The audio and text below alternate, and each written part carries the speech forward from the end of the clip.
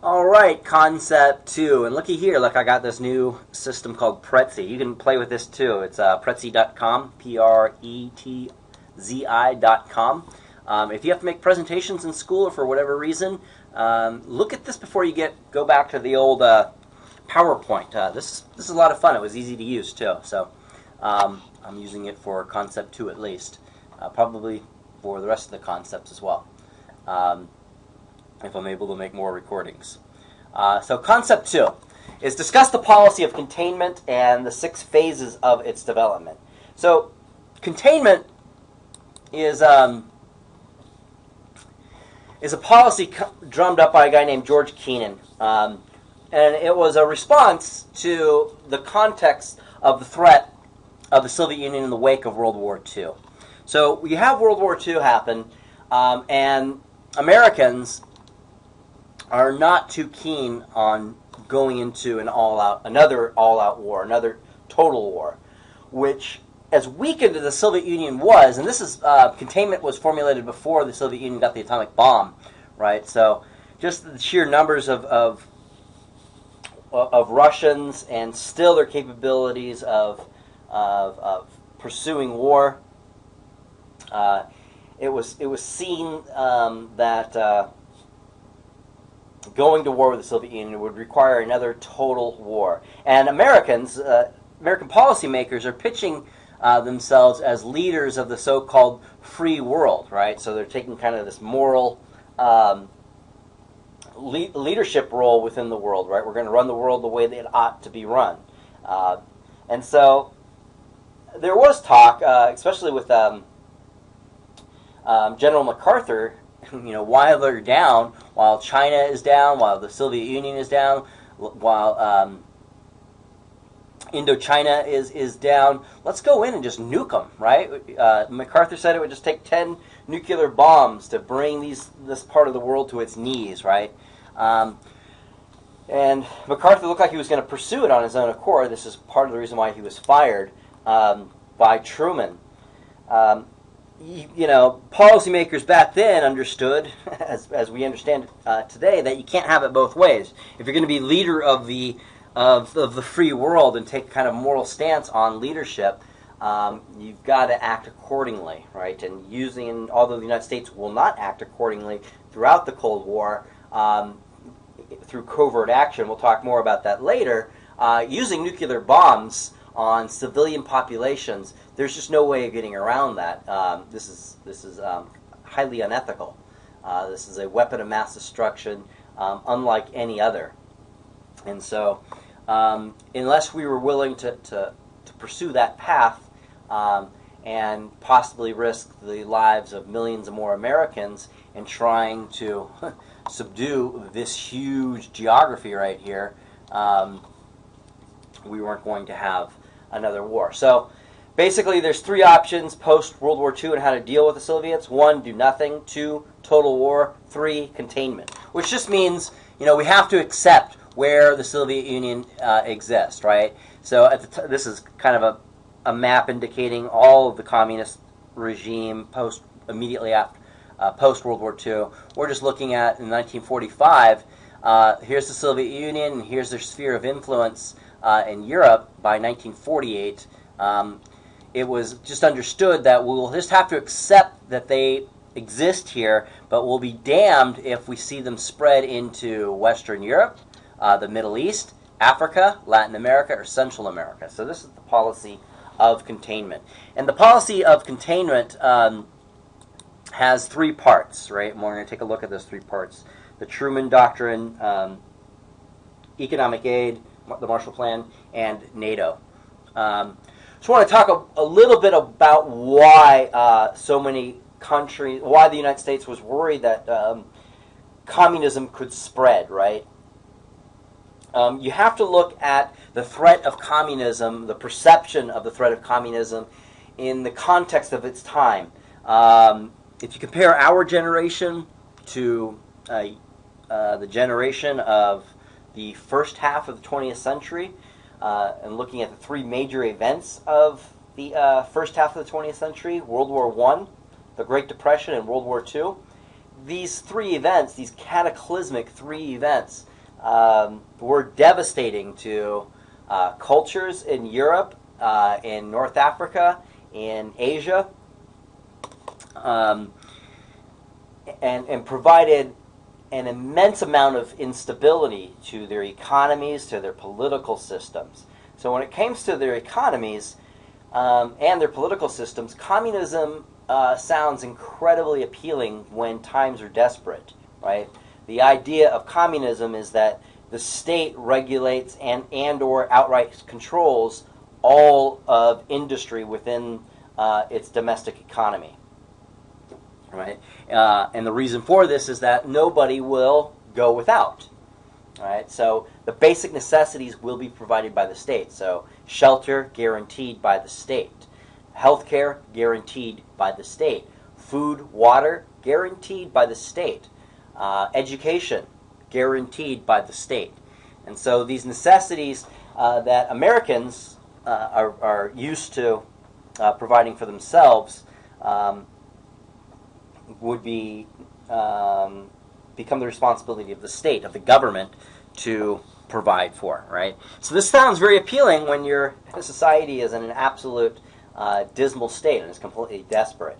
And so the rest of the world is on very shaky grounds, and the United States is in a very unique position. It is the most powerful country in the world, economically, politically, and militarily. The rest of the world was completely devastated by World War II, and they were already weakened by the events prior to World War II. Again, World War I and the Great Depression. So communism sounds incredibly appealing at this point. And the United States is worried about that because the reason why is that if countries go communist, basically what they're saying to the rest of the world is private business and enterprise is not allowed in this area to exploit our resources and our labor and to sell your products within our market. And so that's fine if parts of the world is doing that. It's not the most ideal situation, but if this begins to spread, this is very dangerous to a capitalist system, right? Because what capitalists need more than anything is to make sure that their capital can flow freely, so they can adjust to the ebbs and flows of the environment. So just take, for example, labor concerns, right? So if labor gets too expensive, for instance, in the United States, for certain industries, well, they can always go south of the border, right? Or they can go across the ocean and check out other areas to employ people in their factories that they buy here, right? But if this part of the world or this part of the world, this part of the world, and this part of the world is all communist, and they're working all in concert with each other, then the United States is going to be in a dangerous situation because they can't expand their markets into other areas, selling their goods and services, and being able to defer their costs in places where labor and resources are cheaper, right? So American policymakers and Americans are right or wrong, for better or worse, are incredibly worried about the situation at that time. All right, so we're going to take a look at, before we get, all right, I'm still learning how to use Prezi here. Okay, so before we get to let's see, I want to make sure you understand. There we go. Okay, here we go.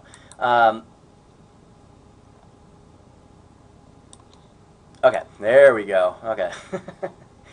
Okay, it works good. Believe me, I'm just I'm just silly, I guess. All right, phase one of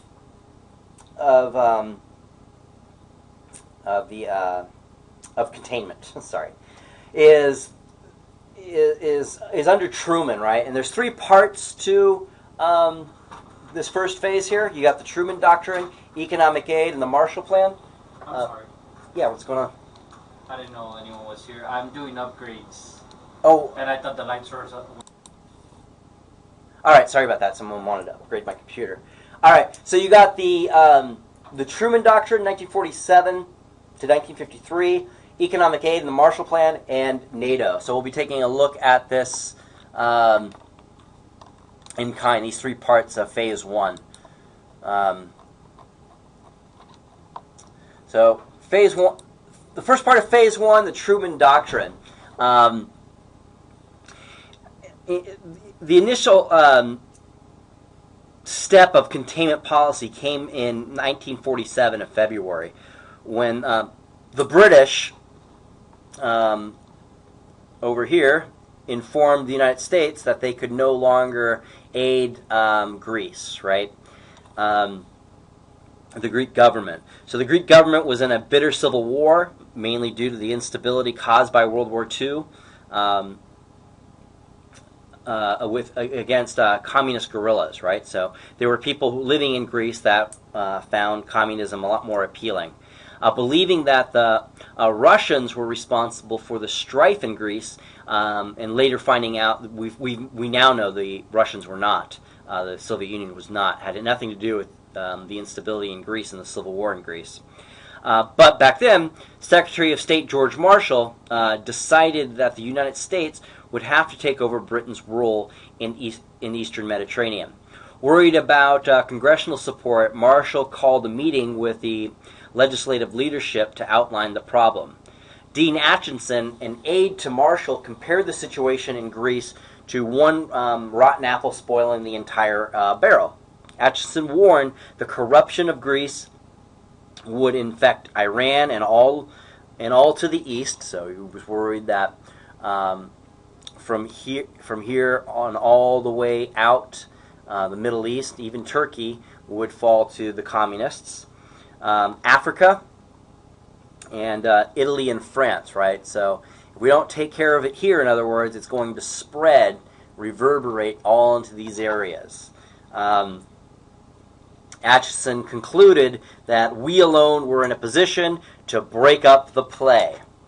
The bipartisan group of congressional leaders were deeply impressed. They agreed to support Marshall and the president in this area, but added that to ensure public backing, Truman would have to, quote, scare the hell out of the American people. And Truman would do so. So in March 1947, Truman asked Congress for $400 million for military and economic aid, and at the same time stated, quote, it must be the policy of the United States to support free peoples who are resisting attempted subjugation of armed minorities or outside pressure. So we'll take a listen to part of his speech in just a little bit, but $400 million might not sound like a lot of money today, but it was quite a bit of money back then. We've got the equivalent of $3.5 billion today. Now, we're used to hearing the government today talk about billions of dollars for this or that program or this military defense system. But what this is representing in 1947, what's important to understand, is this is a shift from a tradition in America, the United States, to descale after a major war, right? That's been the tradition, right? We've had wars, but after a war, you scale down. What Truman is proposing here is that we not only not scale down, but we scale up, and we get involved in not a hot war, but a cold war, and have a permanently militarized and mobilized national security system. So even though people understand the threat, this is very unsettling during this time period. It's unsettling even to this day, but at this point, people are quite worried about the direction of this. Let's listen to a little bit of Truman's speech here. The gravity of the situation which confronts the world today necessitates my appearance before a joint session of the Congress. The foreign policy and the national security of this country are involved. One aspect of the present situation, which I present to you at this time for your consideration and decision, concerns Greece and Turkey. The United States has received from the Greek government an urgent appeal for financial and economic assistance. Preliminary reports from the American Economic Mission now in Greece and reports from the American ambassador in Greece corroborate the statement of the Greek government that assistance is imperative if Greece is to survive as a free nation. I do not believe that the American people and the Congress wish to turn a deaf ear to the appeal of the Greek government. Greece is not a rich country. Lack of sufficient natural resources has always forced the Greek people to work hard to make both ends meet. Since 1940, this industrious, peace-loving country has suffered invasion, 4 years of cruel enemy occupation, and bitter internal strife. When forces of liberation entered Greece, they found that the retreating Germans had destroyed virtually all the railways, roads, port facilities, communications, and merchant marine. More than 1,000 villages had been burned. 85% of the children were tubercular. Livestock, poultry, and draft animals had almost disappeared. Inflation had wiped out practically all savings. As a result of these tragic conditions, a militant minority, exploiting human want and misery, was able to create political chaos, which until now has made economic recovery impossible. So, Greece is in a completely desperate situation. You have all these children who have TB, livestock is destroyed, railroads are destroyed, and you have this minority of people that he refers to, which are the communists, which he accuses them of creating political chaos. It's kind of reasonable to suspect, though, that the political chaos was caused by World War II, and before then, the Great Depression, World War I before that. And you have a group of people who are just trying to figure out how to make things work, right? So this is considered a threat to the United States because if it entrenches itself in Greece, that's not necessarily the problem. It's that it could spread from there, right? The idea, in other words, this could work. And if this works, the United States is in a lot of trouble, so we have to take action. So the Truman Doctrine marked an informal declaration of Cold War against the Soviet Union. Truman used the crisis in Greece to secure congressional approval and build a national security consensus for the policy of containment. In less than 2 years, the civil war in Greece ended, but the American commitment to oppose communist expansion, whether by internal subversion or external aggression, placed the United States on a collision course with the Soviet Union around the world. Korea and Vietnam are two major examples of this collision course, and there's plenty of other minor examples. In using the atomic bomb, it should be understood, during World War II, historians initially agreed that World War II dominated the president's thinking in the summer of 1945, right? The idea that we used the bomb and boom, the war was over. However, in recent years, in the last 20 years, revisionists have argued that Truman's desire to practice what historian Gar Appelwitz aptly calls atomic diplomacy strongly affected his decision to authorize nuclear attack on Japan. So according to this thesis, Truman sought to influence Soviet policy by dramatically proving that the United States possessed an unprecedented destructive weapon that American leaders were willing, crazy enough, to use against their enemy. With one awesome stroke, Truman could show his mettle, his toughness, as a tough warrior, end the war and depreciate the Soviet Union's claim to share the occupation of Japan and discourage Soviet communism expansion into Europe and Asia. So it's important to understand that context of the atomic bomb in the United States. At this point, 1947, the only country in the world having an atomic bomb, right? So if the United States is making inroads into Europe, as far as aiding countries militarily post-World War II, it's a message to the Soviet Union that we're here and we're here to stay. And so this is going to escalate tensions between the United States and the Soviet Union. The other part of Phase 1 is economic aid and the Marshall Plan. The Marshall... by 1947, many Americans felt Western Europe was open to Soviet penetration because of the economic problems they were having after World War II. Despite $9 billion in piecemeal American loans, England, France, Italy, and the other European nations had great difficulty in recovering from World War II. Food was scarce. Industrial machinery was broken down and obsolete, and workers were demoralized by years of depression and war.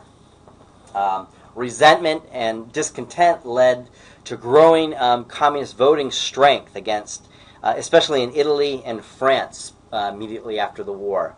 So unless the United States could do something to reverse this process, it seemed as though all of Europe could drift into a communist orbit.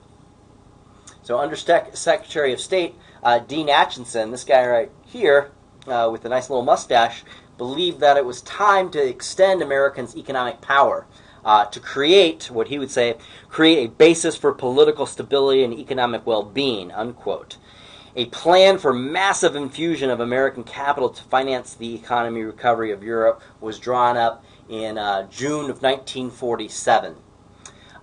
Marshall presented the plan to Congress, which offered extensive economic aid to all European nations if they could reach agreement on ways to achieve, quote, the revival of a working economy in the world so as to permit the emergence of political and social conditions in which free institutions can exist, unquote. Neither Russia nor its satellites could take part, apparently because Moscow saw the Marshall Plan as an American attempt to weaken Soviet control over Eastern Europe. The Marshall Plan called for spending $12.5 billion over 4 years in 16 cooperating countries. The plan would help the United States by stimulating trade with Europe as well as checking Soviet expansion. It was the latter argument, however, that proved decisive. So when the Czechoslovakia coup touched off a war scare with the United States and the Soviet Union in March 1948, Congress quickly approved the Marshall Plan by a heavy majority. Over the next 4 years, the huge American investment paid rich dividends, generating a broad industrial revival in Western Europe that became self-sustaining by the 1950s.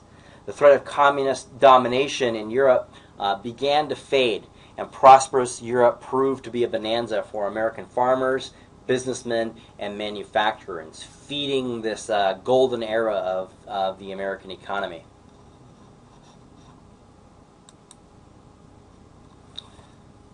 The third and final phase of containment under Truman came in 1949 with the establishment of the North Atlantic Treaty Organization, or NATO.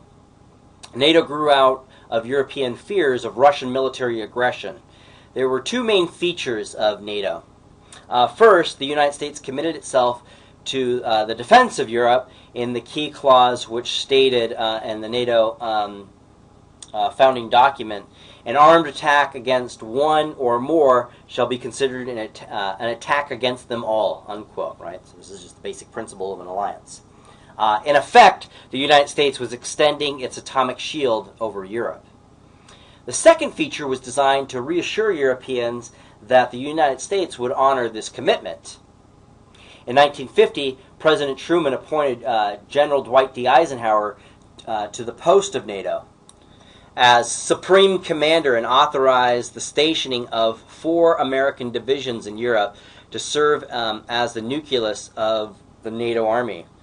Now, any Russian assault would automatically involve American troops and thus deter the Soviet Union. The Western military alliance escalated the developing Cold War, however. Whatever its advantages in building a sense of security among worried Europeans, it represented an overreaction to the Soviet danger. Americans and Europeans alike were attempting to apply the lessons of Hitler to the Cold War.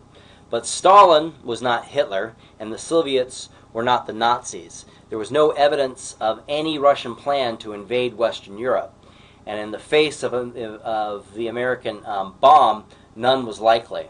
All NATO did was to intensify Russian fears of the West, and thus increase the level of international tension. So the rivalry that developed in Europe would soon spread into a worldwide contest between the superpowers, the Soviet Union and the United States. By 1950, the Cold War had taken on global proportions. The shutdown between the United States and the Soviet Union in Asia would come in the form of Korea.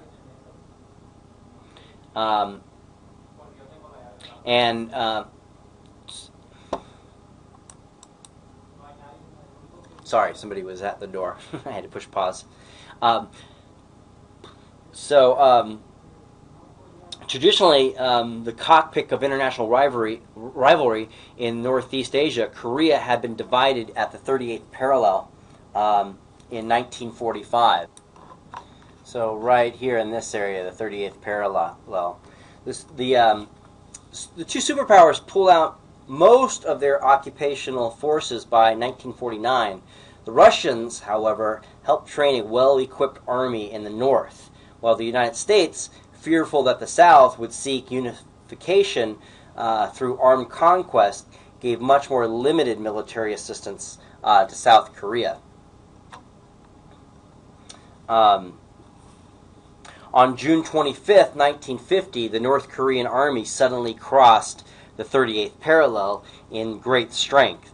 Truman saw the invasion as a clear-cut case of Soviet aggression reminiscent of the 1930s.